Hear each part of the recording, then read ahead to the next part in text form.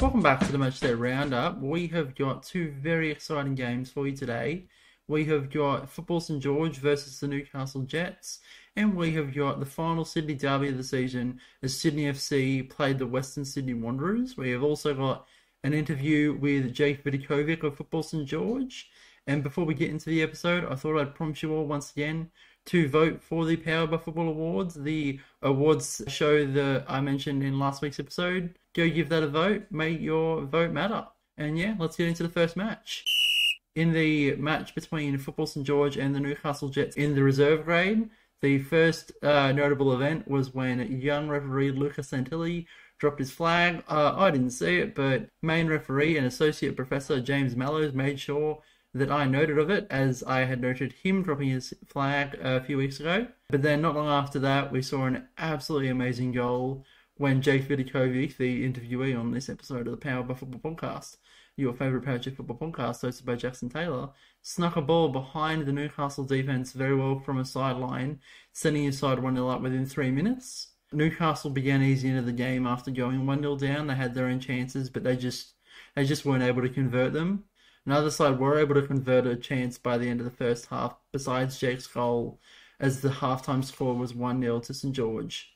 After the returning from the halftime break, Newcastle, without their leading goal scorer in Shannon and Lazar, continued to be in threatening attacking positions. Despite this, they were unable to convert.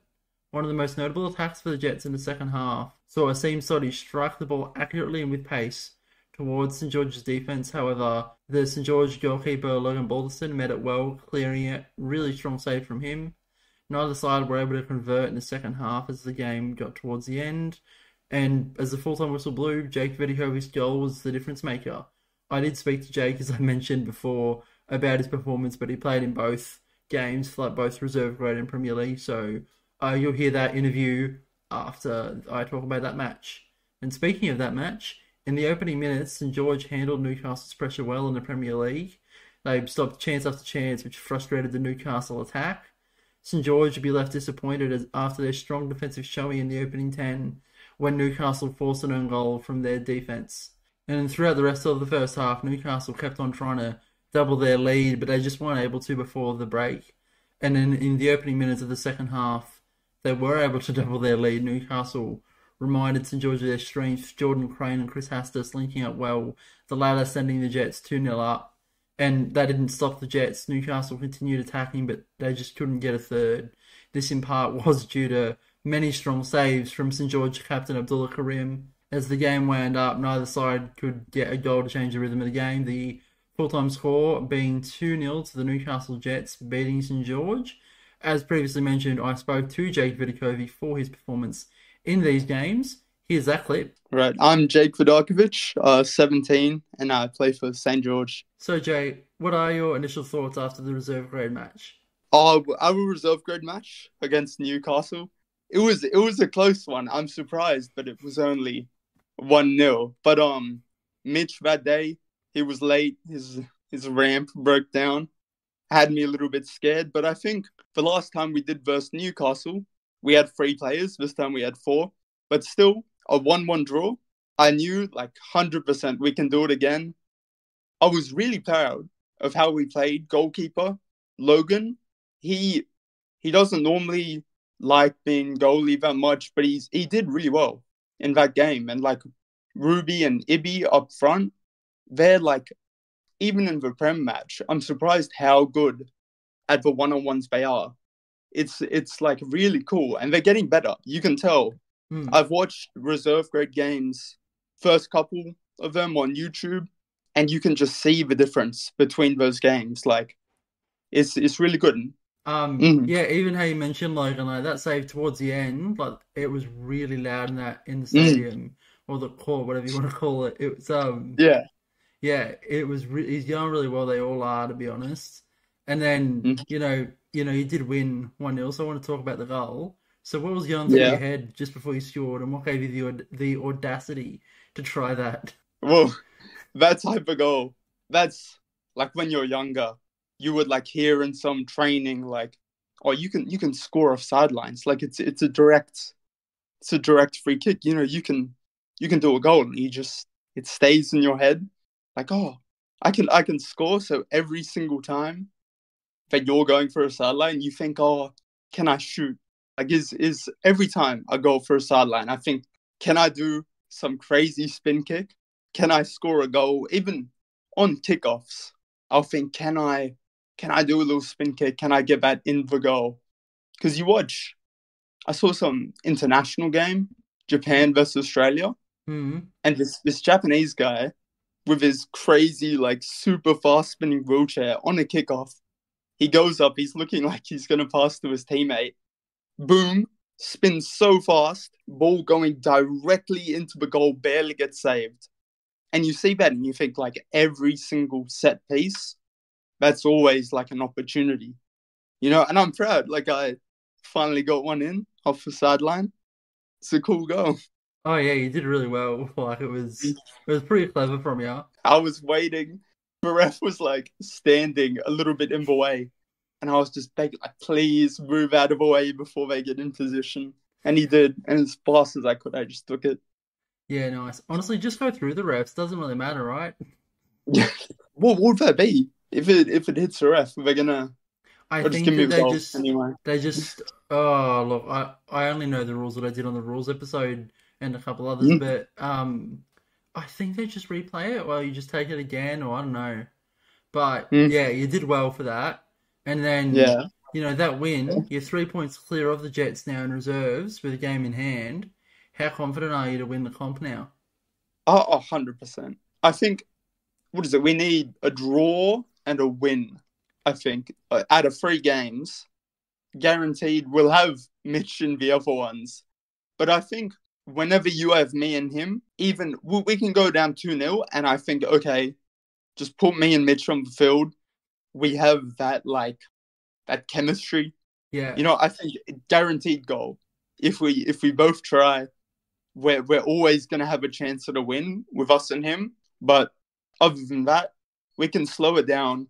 We can give the younger kids, time to play. I can go in goals, and they can get a win on their own. I think no matter what, any single possible setup, we have a chance for a win. And out of 3 games, guaranteed we're gonna get the title. it'd be so funny to laugh at you if you don't win the comp. I'll say that. No, I But say 100%. This is not gonna happen. 100%. All right, you heard it here first. 100% they're All winning the right. comp. But that was really good. And then I want to talk a bit about the Brems match. There wasn't as Yeah. much, glowing, what do you call it, like sideline goals from you or anything. But what were your No. sort of thoughts after that match? It was a 2-0 loss, but that is one of the better results against Newcastle. They are like a proper dynasty. But the last game we played, again, when we had 3 players, 0-0 draw. And you just think, like, the pressure that you have on you, it really pushes you. And Mm, me being in goals, I think it's something that I've never had before. But you playing goals as well, yes. but that feeling where you it could be 0-0. 39 minutes past doesn't change a thing. Like, you always have that pressure. I think that's done really well for, like, me improving. But I have to constantly, be on top of it. And of course, your goalie. What do you think about, that Oh, look, I was pressure? just going to say, are you saying that because you guys beat us in the 39th minute? Is that what motivated you to say that specifically? But Did we? um, yeah, bloody when me and Jess and Levi played on our own, we had Tarek. Remember we had half a team? Oh, yes. You can't handle the pressure. I did for 39 minutes. Thank you very much. Yeah, but I did say it doesn't matter. So. Yeah, no, that's you guys, got there eventually, but I reckon that was a good game from us. To be fair, that was a while ago. I don't know why I'm still bragging about it. And then another thing I wanted to touch on is that, you were the one who sort of suggested the idea of the awards show to me, and then Mm. I kind of just want to say, what were your thoughts on me doing the awards show? I don't know, how excited are you for it? I think it would be a very unique thing for your pod. Like, I reckon people would really want to watch that. And I It's got, it's a I podcast. got, what did I say? Podcast? You said they're gonna watch it. It's a podcast. You listen to it, Jake. Listen to it, or whatever. I got the idea. I think I was looking at the World Cup and they had their awards, like the most valuable player, best defensive player. And I was like, oh, I want to know these type of awards for the season, and also like NBA awards were coming out, and I was thinking we should really, like, that would be a really good thing for Power Chair, because Power Chair football, the award show we have now, it's all like stats and like top goal scorer, most clean sheets, but it doesn't say the most about the game, and it's not a player voted thing. And I think that would be really valuable. The form is in the episode's show notes. Vote Oh, for you've made it. Yeah, the form is out. Have you not listened to the most recent episode of the Power by Football I have not podcast? listened to it. I've been so prepared But it's your favorite Power for Football my podcast, interview. hosted by Jackson Taylor. Oh, okay. You should I was vote. lying. I have seen it, and I'm very, very excited. You suggested it. You should vote. I will vote. I really want to. I want to Okay. see some people getting like recognition, and I think it's really. I remember when I don't know what year it was, but I played in goalies for Central Coast, and they gave me 1 year. They let me play up front. I got that second top goal scorer, and I remember thinking like, damn, I wish we had some like most improved or like the recognition one that you're doing, because I didn't get that top goal scorer, and I didn't feel like I could get that recognition for how much improvement I had. And for the younger kids this year, I think it's going to be really good where if you're a reserve grade player and you've massively improved your game, you're going to get that recognition from people voting for you, you know? Yeah, absolutely. We even put like one of the categories on the thing is just like most improved stat player or something along those lines. Yeah, that would be really good to see yourself getting that win. I think the one that I said to you was something like the most annoying player to like play against. And that was after my game against your team, because I just remember I was against Andy Waite. We got into a one-on-ones, and I was like, damn, he's really frustrating to play against, because he just never like turns it down. He's always in a one-on-one. You stop for 1 second, he's just going to go past you. And I was thinking, I want to see if people agree with me. Who's the most frustrating player to play against? But we ended up changing the phrasing of it. It's no longer most annoying. It's hardest to play against, purely because I feel like being like, oh, you're the most annoying. I didn't want it to come across as like impersonal. I think it's a compliment. I try very hard to be very, very annoying in games. In games? Oh, I thought it was just in general. But like when I don't want people to think that I'm like rude. But I try very hard to trash talk. And if someone misses a pass, it's like, oh, great passing, guys. I do the same thing. But it really like it's a good thing trying to get into the other team's head. That's like it's an intangible like advantage that you can get, no matter how skilled they are, whatever. If you're susceptible to that, can't do anything, and I can take advantage of that. When are you going to release the results of the awards? That'll come out on the final Matchday Roundup episode. So that'll be a hefty episode. I'm going to try and get as many people and as many award winners as we can to be interviewed, even if it is just like a 30-second thing or whatever. Going to get as many people as we can on to talk about them winning an award. I'm excited to see that. Oh yeah, it'll be good. Are you going to be voting for yourself anywhere? Oh, every single SAPS player voting for me. Honestly, you're the most developed SAP player, Jake. I'm so proud of you. Absolutely. Everything's. I'm gonna make so many fake accounts, win every award. Okay, just so that everyone knows, he created the idea for the podcast and then endorsed rigging it. I do not endorse this. I am absolutely endorsing rigging it. I don't know how many interviews you've listened to, Jake. At the end of every interview we do, we ask the interviewee to make a prediction. Can be for yourself or St. George as a whole for the rest of the season. And I know that there's not much of a season left, but what is your prediction? I don't want to say guaranteed again, but I know we will push very hard for that number 2 spot, which would be the craziest thing for a new team to come in. We're playing reserve grade players a lot, and we're still, if we get that number 2 spot, that's really going to be an interesting like you wouldn't imagine that would happen. New team coming in, already a top team. I know we'll definitely push for number 2. I'm not going to say it's guaranteed, but to me, it sort of is. But I'll say a prediction about myself. Guaranteed, game by game, next 3 games, you will see me playing better in each one. First game, I'm going to play better than the last. Every single time. Next year, I'm going to come back and I'm going to be better. No HSC exams to worry about. I really want to see myself get to a position where I'm not going to say leading the team because I play with abs, but I want to be really instrumental in every sort of, win, even a loss. I want to be the reason that it wasn't like 4-0 rather than 1. Yeah, like I want to be a main player in the game, not even in my team. I want people to be scared of me when they come against St. George.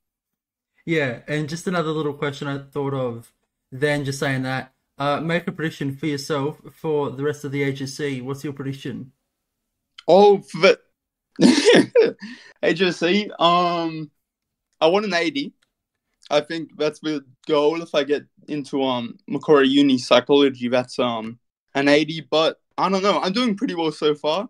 Don't know about the exams, but I might have to take football as serious as I'm gonna take the HSC. I reckon those 2 things, having that pressure on me, now that I've dealt with being in goals for 40 minutes, maybe I might be able to do the pressure of the hardest exam of my entire life. Oh yeah, just do what I do and get COVID, and then you have to do it. Just do that. Wait, did you not?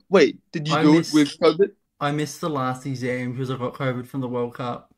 Oh, you're a cheater. Oh God. Yeah, it was awesome. I got like the average mark. It was awesome. Yeah. All right, so I reckon your entire degree is just completely fraudulent. Yes, that's correct. Yeah, you need to have like a little asterisk next to your HSC. Yeah, that's fine. I can do that. All right, is that it? The question? That's it, Jake. You did really well. Thank you. Thanks for being on this little podcast. What episode number is mine? Do you want to have a guess? 8. Add 10. Damn. Okay, so there's more. I've listened to 2. I've listened to the Daniel one, and I think the first one. With Ben, or the first Matchday Roundup? I don't know. I don't know if I finished it, but I listened to the whole Daniel one. Was that the second? Daniel episode was episode 4. Episode 4, okay. All right. Well, I enjoyed that one. I'm going to listen to my one back. And you should listen to the other ones. They're really good. Yeah, maybe. No way. No, I will. Awesome. I'll listen. I'll support your podcast. Thank you for your support, Jake. No problem. Okay, thank you, audience, for listening to me ramble. Now, I'll say now, guaranteed we're going to get second. No one's going to even come close. If we get third, I'll bomb the HSC. I won't do a single exam. And that's on record right here. Okay. I interpreted that in the more literal way. I thought you were gonna kaboom the exam. No, I'm not gonna bomb. This just in, Jace want to commit acts of terrorism against the HSC. No. I will commit acts of terrorism if we don't get second. Okay, this is the Power of a Football podcast. All right. Thank you, Jackson. In the final Sydney derby of the season in the reserve grade, there was immediate pressure from the young Sydney side. As the Wanderers eased into the game, they began showing pressure, but Sydney were the ones who were dominant in the opening minutes. While Sydney continued to have chances throughout the rest of the first half, they weren't able to convert from any of them. Whilst they were able to score against the Wanderers' defence just before the end of the first half, the goal was disallowed due to a Sydney 2-on-1 offence. As the halftime whistle blew, Sydney FC were tied 0-0 with the Western Sydney Wanderers. Upon the return of the game, Sydney continued having promising chances. However, the defensive pairing of Taylor and Reyes were proving strong. Until, that is, when Sydney FC youngster George Tiong applied pressure on Taylor after a rebounded shot landed to him nicely to send the Sky Blues 1-0 up. This lit a fire in the bellies of the Wanderers as they moved their goalkeeper into the roaming position. However, their newfound chances weren't able to be converted. Sydney would be grateful for this as their lead was doubled due to pressure from George Tiong, his attempt, with help from the Wanderers' defence, adding security to their lead. To secure their win, Sydney introduced a plethora of experience. Both Premier League registered players Joshua Ryan and Daniel O'Brien getting brief encounters. As the full-time whistle blew, Sydney FC won the final Sydney derby of the reserve grade comp 2-0. In the Premier League match, there was a very similar momentum at the start of the game, as Sydney had given much pressure to the Wanderers' defence. Whilst the Wanderers were easing to the match slower than the Sydney FC side, the Wanderers still weren't able to find the final product. Sydney capitalised on their increased amount of chances, as Daniel O'Brien and Joshua Ryan linked up, sharp after their brief stints in the reserve grade, the latter sneaking a ball behind the Wanderers' defence from a corner. At half-time, Sydney FC led the Wanderers 1-0. Wanderers applied greater pressure upon the return of the game, but they just weren't able to capitalise on these chances. There's just chance after chance, nothing was happening for them. This frustration was proven for the Wanderers as a supporter was asked to leave by the referee after their discussion over certain calls regarding 2-on-1s. In the dying seconds of the game, the favour would turn to the Wanderers as Waite flicked a ball to keep from distance. His long-range shot from a tight angle, sneaking past the Sydney defence to equalise the game with seconds to go. It was really good goal from Ben, to be fair. And I'm not saying that as a Wanderers, I'm saying that as a Wanderers player. At full time, Sydney FC drew the Wanderers 1-1. Moving on to the reserve grade table and statistics, we currently have a outright leader in the reserve grade. Football St George sit on 22 points with 9 games played. They have a game in hand over second place Newcastle Jets, who sit with 19 points and an extra game played compared to first place. The Western Sydney Wanderers, after losing that Sydney derby, only sit 3 points above fourth place Sydney FC. The Wanderers sitting on 11 points, Sydney on 8. Hills United sit last in the competition. They have 6 points. Moving on to the statistics now for the reserve grade. And Shannon Anlazar still leads the reserve grade competition despite his absence in this week's match. He has 5 goals for this competition. Second place is tied between Football St George's Ruby McLean and Sydney FC's George Tiong after his double against the Wanderers. And for third place, there is a 4-way tie between Hills United's Lachlan Ninham, Newcastle Jets' Patrick Nolan, Jake Vidakovic of Football St George, and Jackson Taylor, that's me, of the Western Sydney Wanderers. Moving on to the assist chart, and Shannon Elizak still leads that mark too. He has 4. In second place is Mitch Albert with 3 of Football St George, and Newcastle's Patrick Nolan sits in third with 2. Onto the clean sheets now, and Jackson Taylor, your favourite host of the Powered by Football podcast, has 4 in first. In second place is Asim Sodhi of the Newcastle Jets with 3, and a 5-way tie for third between Newcastle Jets' Shannon Elizak, Football St George's Logan Balterson, Jamie Larson, and Jake Vidakovic, as well as Sydney FC's Cody Town. Moving on to the Premier League now, and Newcastle, the first place team, solidified. They have won the competition. Congratulations to those guys. They sit on 28 points after 10 games. Hills United sit in second. They sit on 13 points. Football St George sit in third. They're on 11 points. And Sydney FC and the Western Sydney Wanderers are tied with 8 points for 4th and 5th. Sydney edging the Wanderers by 8 goal difference as Sydney sit on -8, whilst the Wanderers sit on -16. Looking at the statistics now, and Chris Hastis leads the line, as I've said many times on this podcast. He has 10 goals for Newcastle Jets. In second place is Jordan Crane of the Newcastle Jets. He has 6. And in third, there is a tie between Newcastle Shannon Anlazar and the Western Sydney Wanderers Andy Waite. Moving over to the assist chart now, and the leading assist maker is the Newcastle Jets' Ryan Seck. He sits on 8. Second place is Football St George's Mitch Albert. He has 6. And a 3-way tie for third between the Newcastle Jets' Chris Hastis, Newcastle Jets' Dimitri Leolio-Davis, and the Western Sydney Wanderers' Steve Webb, all on 4. And in the clean sheets race, Dimitri Leolio-Davis is leading that. He has 8 clean sheets for the Newcastle Jets. Harry Simmons of Sydney FC has 3 in second, and a 2-way tie for third between Football St George's Abdullah Karim and Hills United's Matt Mallows. So, just before we get to the boring stuff, I wanted to briefly touch on some of the registration discussion that I briefly mentioned in the reserve grade game, wherein Sydney FC fielded 2 Premier League players at separate times, one for the other. So I looked into the rules of the sport on the documents and resources page at nswpfa.org.au, And the two main discussion points that I found on there regarding registration state: when a reserve grade team has only two eligible players available, a Premier League player may enter the play to ensure the team has three players on the court. If a third reserve grade player becomes available, the Premier League player must leave the court when a substitution is allowed by the match officials. The second rule, which I wish to discuss, where a reserve grade team fields a SAP player, this player will not count towards the number of eligible players available. For example, where a reserve grade team has only two eligible reserve grade players available, they may elect to field a Premier League player as well as a SAP player to have a total of 4 players on the field. For the avoidance of doubt, an available player is one who is present and available to play during the match. I just thought I'd bring this up. I don't know what happens in the future based on this observation of mine, but I guess that's for the board to decide, or whatever, I guess, yeah. You can get involved in power chair football here in New South Wales as an athlete, coach, referee, or volunteer by visiting the NSW PFA website linked below. Our season takes place in Glenwood at the Valentine Sports Park from the 24th of February 2024 to the 6th of July 2024 every Saturday. Contact info@nswpfa.org.au for more information. Just a quick note that the views of this podcast are mine and mine alone. The opinions and thoughts expressed do not necessarily reflect those of the NSW PFA. If you want to get in touch with the podcast, you can follow us at Powered by Football Pod on Instagram, join our Facebook group, Powered by Football Podcast, or follow our Twitter account, Powered by Pod. Thanks for listening.